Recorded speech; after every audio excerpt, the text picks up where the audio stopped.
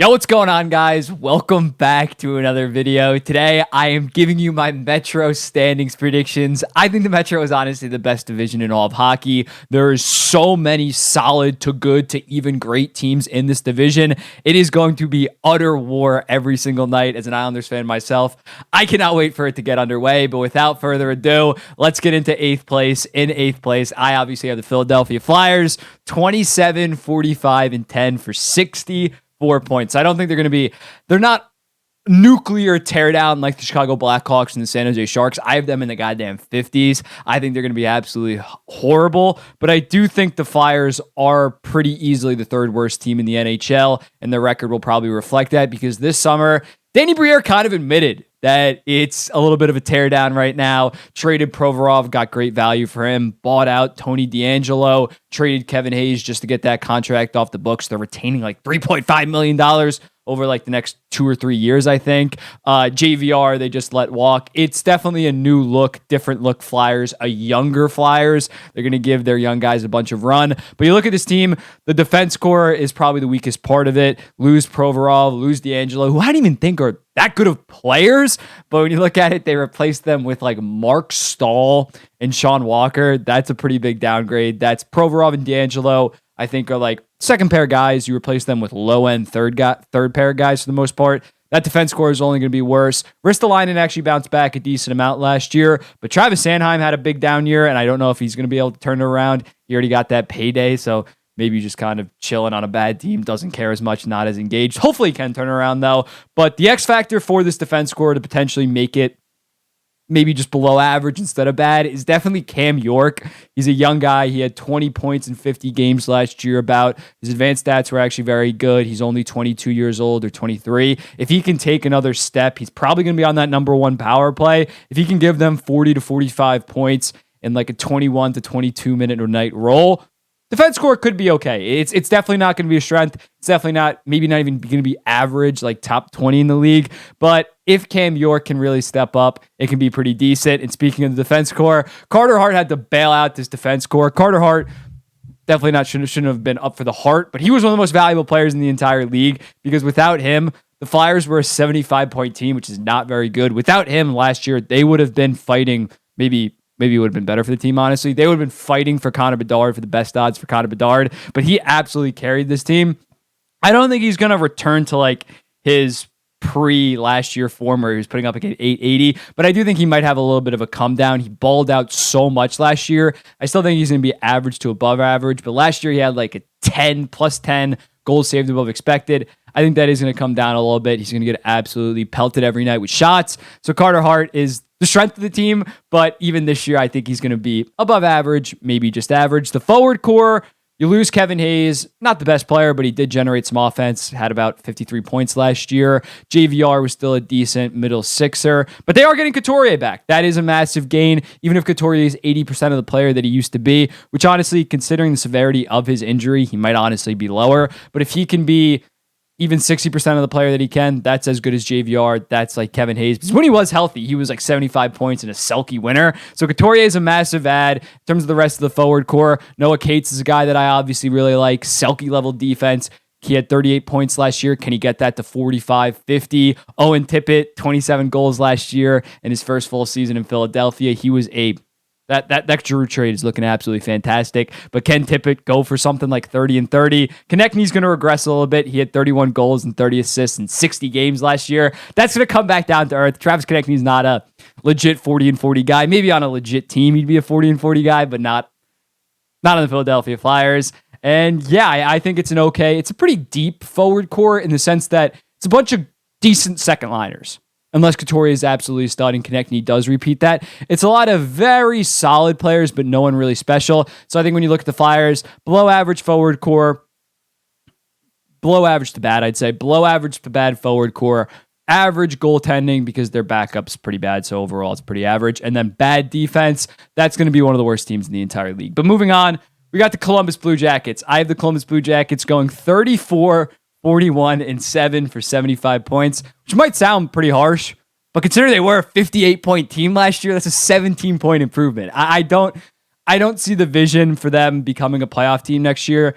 The main thing that is going to improve this team massively is the defense core, obviously. They're getting Provorov, Severson coming in, basically replacing Gavrikov, who is as good as those two, but also like removing like a Tim Barini from the defense core. That's going to be big. Guy wasn't that good. So they're adding two good second pair guys, as well as Werenski played like 11 games last year, so they're adding a legit number one. The defense core went from probably the worst in the entire league last year once Werenski went down, and especially once Gavrikov got traded, it was god-awful, to now being respectable. I wouldn't say it's like amazing. It's definitely not like top 15 or top 10 in the league, but it's now respectable, maybe slightly below average, but it's a respectable defense core. So that's going to be where I think they get the most improvement. In net, it's going to be a major problem. Elvis Merzlikins was probably the worst starting goalie in all of hockey last year. He had in 423, which he had goals against, whatever. He had an 876, and minus 25.9 goals saved above expected.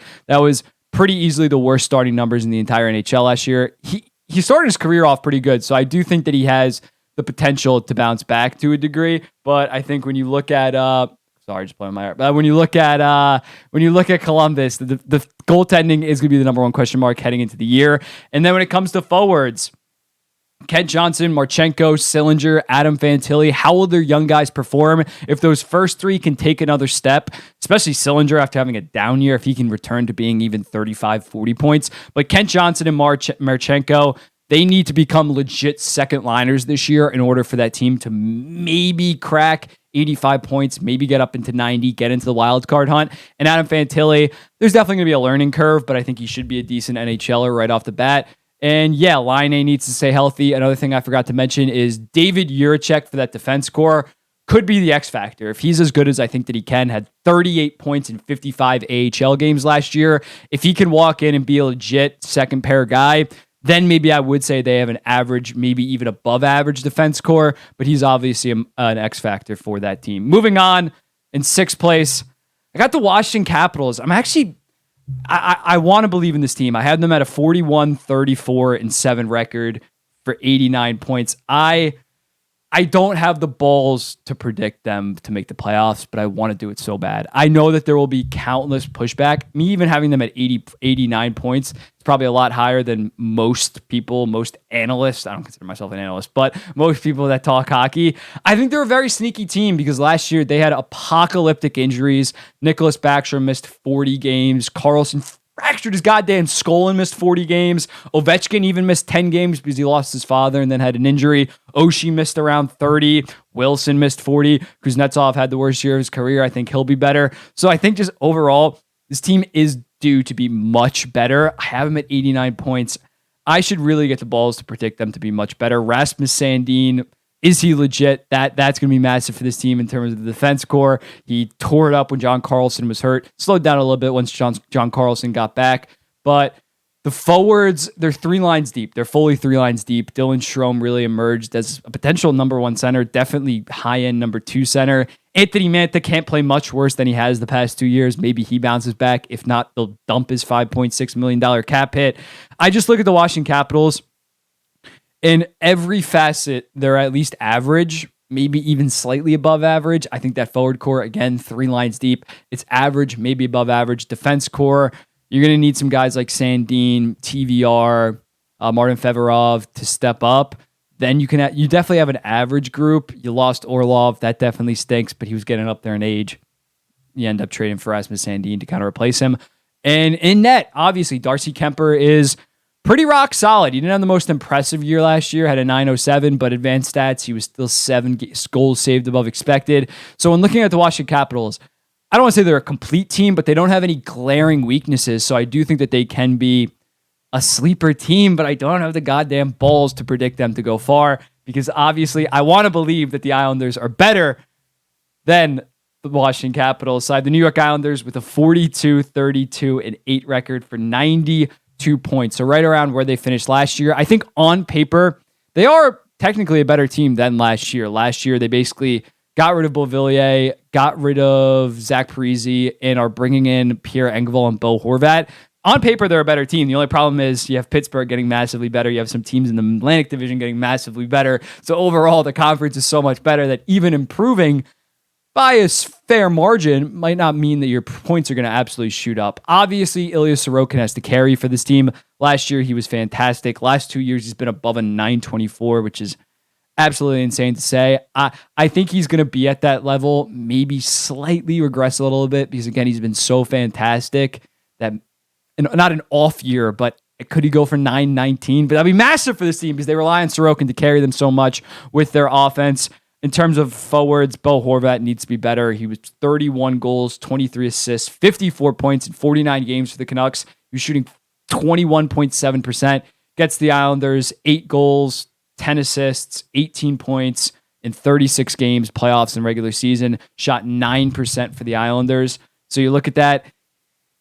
We don't need him to be his Vancouver form when he was on pace for 45 goals and 90 points. We don't need that. We do not need that. The Islanders just need Bo Horvat to put up 31 goals and 31 assists. Basically just be within 30 and 30 or 33 and 30. That's the range. Just give us that and we should be heavily in the wild card race. If he's only going to go somehow become a 50-point guy, then it's going to get really dicey because we rely on him. He was that goal-scoring acquisition. I knew he was kind of fugazi because he shot 21.7%, but I still think he has done in the past. He can give us definitely 25 plus goals, which will be absolutely massive for this team. Other things, Noah Dobson had a bit of a down year after really breaking out. Him defensively, he just needs to get way better at his awareness and positioning. He just seems to take some plays off and just be in absolutely horrible spots. If he can shore up his defensive game and we have a three-headed monster of Pelech, Pulock, and Dobson,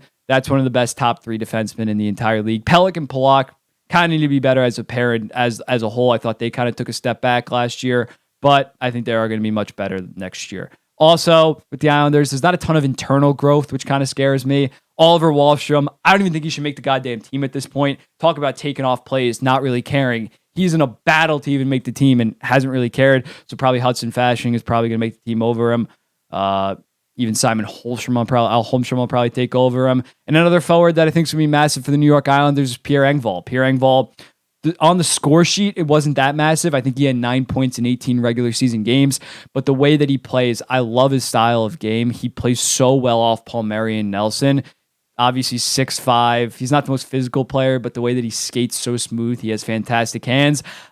People mock the extension, and I agree, 7 years is absolutely ridiculous. But at $3 million, I think he can legitimately be a 45 to 50-point guy next year while being very good defensively. So if Horvat's not going to step up, if Horvat and Engvall, we get 50 points out of Engvall and 30 goals from Horvat, I can't see us not making the playoffs. If those guys step up compared to Parise, who is great, he would give us 35 points, and Beauvillier, inconsistent as hell, would also give us like mid-30s. If those two guys, Engvall and Horvat, step up, that's really going to be key because I think Matt Barzal, as long as he's healthy, he's going to give us around 70 to 75 points. I personally think he's going to explode for like 80, 85. I want to believe that, but it's going to come down to the newer acquisitions in Engvall and Engvall and Horvat. Moving on, in our number 4 spot, I got the Pittsburgh Penguins making the playoffs 44, 30, and 8 for 96 points. Obviously, they are a bit of an older core. I think in 2 to 3 years, they'll be absolutely cooked. But right now, Crosby's still top 15. Malkin's still around point per game. Jake Gensel can give you 40 goals. Erik Karlsson's coming off a goddamn career year. Chris Letang had a goddamn stroke last year and was still like 55, 60-point pace. Raquel had a very good year. He was hovering around 30 and 30. I'm probably forgetting some names. Marcus Peterson was great for the Pittsburgh Penguins. So you look at them, they should be a very much improved team. I keep on hitting my head with the mic, but they should be an improved team and a team that just barely missed the playoffs last year. Although Crosby and Malkin did have perfect health, that is a little bit concerning. What if they get hurt this year? But they didn't have Letang for a lot of it.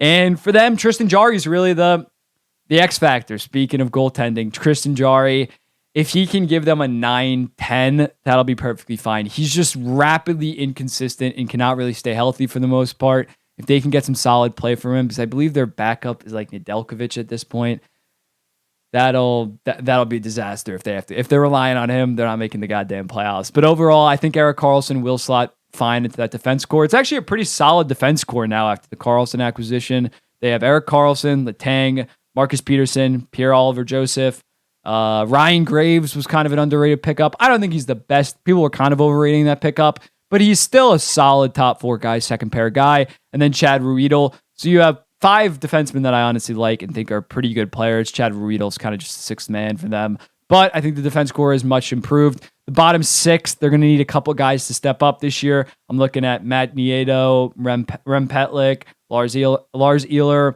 Noel Achari, and Jeff Carter, who's kind of fallen off a cliff. Their top 6 is a lot of guys in their early 30s or mid 30s that if they can have a career year, if Mike Sullivan can utilize them to their best ability, it can be a pretty good bottom 6, but it also could be the bane of this team. So overall, I think the Penguins' top 6 is very elite. Goaltending, Jari just needs to be average, maybe slightly above average. They're going to put up a lot of goals, obviously, on the defensive end.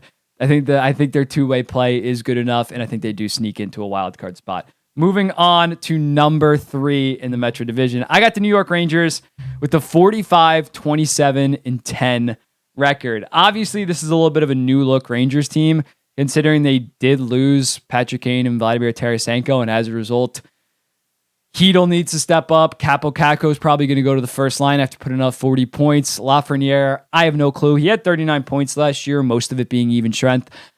I'm kind of out on him on the whole, but they're going to need at least 2 of those guys to become legit 50-point guys if they're going to stay a safe playoff team. I obviously have them dipping a little bit, going from 107 points to now just 100. That is a pretty steep drop-off. It makes them not battling for a wild card spot, but I think that's going to be a lot closer, especially when you consider not only on the forward core, which I think, again, Zibanejad's getting up there in age, Panarin's getting up there in age, Crowder's getting up there in age. They need their young guys to step up. But when you look at the goaltending, that's going to be massive for them. I obviously picked Igor Shesterkin to win the Vezina. I think he is going to have to utterly carry this team in terms of game workload because Jonathan Quick is god-awful. Jonathan Quick last year had an .882, 3.41, and a -17 goal saved above expected.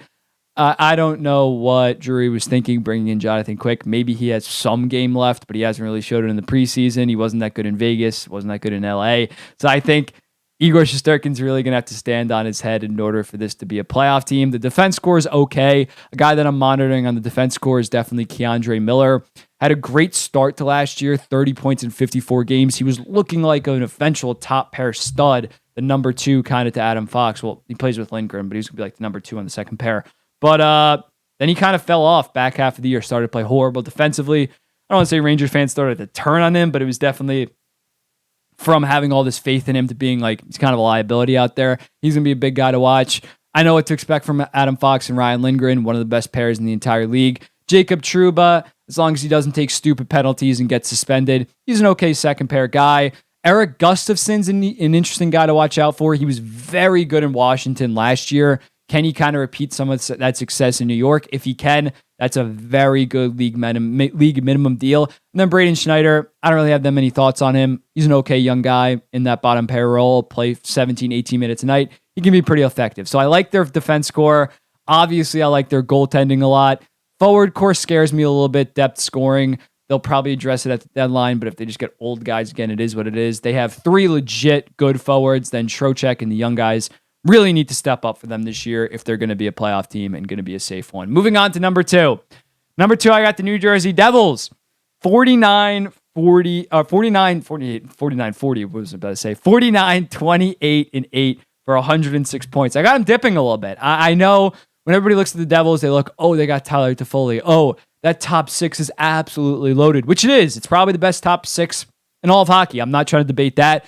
But I do still think that there are some holes that got exposed against Carolina that weren't that great that last year, but they were able to kind of mask them with just such a great offense. I think some of those holes will rear their ugly head around this season. The defense core is definitely good, but there are some question marks. You got Siegenthaler, Hamilton, Marino. You know what to expect from that. But the other 3 spots, Kevin Blah, Brendan Smith, Luke Hughes, Simone Nemec, it's either unproven or bottom pair guys. I can't walk in and say Luke Hughes is going to be a legit second pair guy immediately right off the rip. So it is a question mark with their defense score. I don't think it's going to be the 3 guys that they're choosing to be like bad, but they're just assuming that Nemec is going to walk in and be good. Hughes is going to walk in and be good. That's not really the case. And even Siegenthaler, great defensive defenseman, doesn't really offer that much offensively. Marino, great defensively, doesn't offer that much offensively. So I think their defense core is kind of being underlooked, if anything. Underlooked, and it's a good group, but I don't think it is of this world beater contender level quite yet, but obviously they can outscore a lot of their problems. And then in net is also a question mark because Akira Schmidt obviously balled out against the Rangers, struggled a lot against Carolina, unproven, 23 years old. Are you trusting him to be your legit number one? And even Vanacek, his numbers were a little bit inflated in the regular season. He had a 9.11 and a 2.45, which looked good on the surface.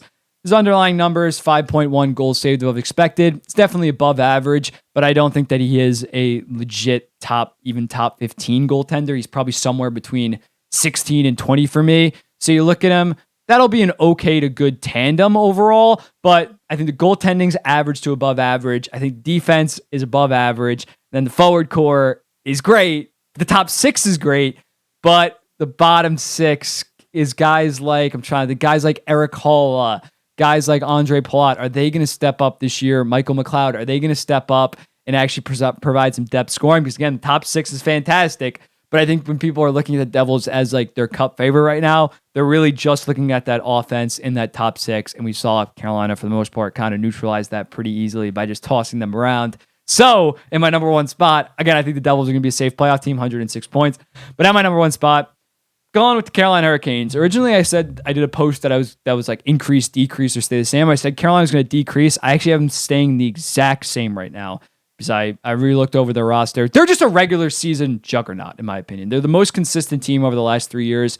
80 points in 56 games during the COVID year. That equates to about mid-110s. 116 and 82 the prior year. Then 113 this most recent year. The insane thing about them is they had a 60.14 expected goals percentage last year. Expected goals percentage for. Second place was the Devils at 56. Third place was at 54%. So they were analytically by far the best team. I don't think the way that they play is optimal once it comes playoff time. I don't think they get that high of danger chances, and then people are able to beat them off the rush. But when looking at the Carolina Hurricanes in the regular season, especially against weaker competition, less skill, they're just able to impose their will by holding onto the puck and just dominating possession, dominating shots. Obviously, once the competition goes up and the speed of the game goes up, that does kind of backfire. But when they're just able to dominate the low. They don't give away points. Is basically what I'm trying to say. When they play Philadelphia, they're probably getting 2 points. Versus other teams might play down to the competition. Style might not match. Carolina is just a regular season machine. They're a consistency machine. The defense core is off the charts. Obviously brought in Orlov and Tony D. So you have a defense core of those two. Burns, Slavin, Brady Shea, and Brett Pesce. That's insane. That is at their worst defenseman is Tony DeAngelo, and their third worst is Brady Shea. Like that is grotesque. That is absolutely grotesque. Slavin and Burns is one of the best probably the best pairing in all of hockey. And their forward core is very deep. There's not a lot of like wow, extravagant, entertaining hockey to be played in their forward core, but they're 3 lines deep. Just so effective. Guy like Jordan Staal, not the most sexy player, but a lockdown third line center. Kakaniemi was fantastic defensively last year. They're just so defensively sound and also has some offensive talent that it's just the perfect, especially like 3 fucking checking lines for the most part. Like they're just utter dogs. I think a guy that's an X factor for them is Martin Necas. Necas last year, 70 points, but the previous year he had 40 points. Is he a legit 70-point guy? We'll see. Another guy, Seth Jarvis, 40 points in his rookie year in 68 games, then 39 and 82 the prior year. He has the potential to kind of break out, maybe be like the Marty Necas of the team this year. But yeah, overall, at the top, Sebastian Aho is going to get you 75, 80 points. Svechnikov is going to get you 70 points and 30 goals. Teravainen, I think, was hurt for a lot of last year, so that's going to help. Michael Bunting should be around the 45 to 50-point guy. He fits perfectly with that physical style of play, solid and responsible defensively. So just overall, and then obviously their goaltending core, I almost forgot that. Goaltending of a 3-headed monster of Anderson, Ranta, and Kochetkov. That's insane. None of those guys are top 15, not top 10 goaltenders in my opinion, but they all can be like top 16 to 25 guys. So you just have a 3-headed monster of that. Keep them all fresh. Rotate them all around. Kochetkov maybe eventually will be a starter in 2 to 3 years. But Goaltending tandem, top 10 goaltending tandem, best defensive core, forward core, not the sexiest, but still top 15, probably maybe even top 10 in the entire league. And Rod Brindamore coaching behind the bench. It gives you the best regular season team, in my opinion, and most likely the division winners. But here's my overall Metro Division predictions. Canes 113, Devils 106, Rangers 100, Penguins 96, Islanders 92, Capitals 89, Jackets 75, and Flyers 64. Let me know in the comments. What do you think? Do you think I'm way off? Who would you move up? Who would you move down? What was the stupidest thing I said in this video? What was the smartest thing I said in this video? But let me know in the comments. Like, comment, subscribe, all that good stuff. And I'll see you guys in the next one.